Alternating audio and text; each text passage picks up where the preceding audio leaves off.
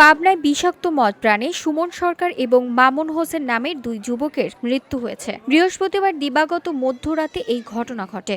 তবে উভয় পরিবার থেকে তাদের মৃত্যুর বিষয় নিয়ে কোনো তথ্য দিতে বা কথা বলতে রাজি হয়নি। ঘটনার পর থানায় অভিযোগও করেননি পরিবারের সদস্যরা।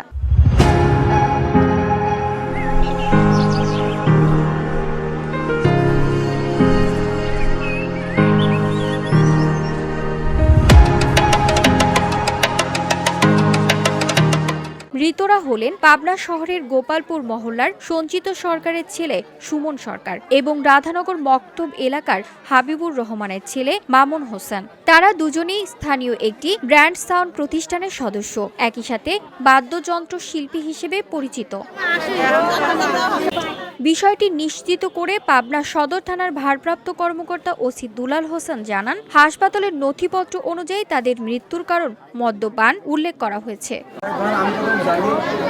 ওসি আরও জানান, একজনের মৃতদেহ সনাতনী হওয়ার কারণে সৎকার করেছেন পরিবারের সদস্যরা, আর অপরজনের মৃতদেহ থানায় নিয়ে আসা হয়েছে। তবে এখনো মৃত্যুর বিষয়ে কোনো পরিবারের পক্ষ থেকে লিখিত অভিযোগ করেননি। বিষয়টি নিয়ে তদন্ত করা হচ্ছে। তদন্ত শেষে আইনানুগ ব্যবস্থা নেওয়া হবে। VOD Bangla news desk.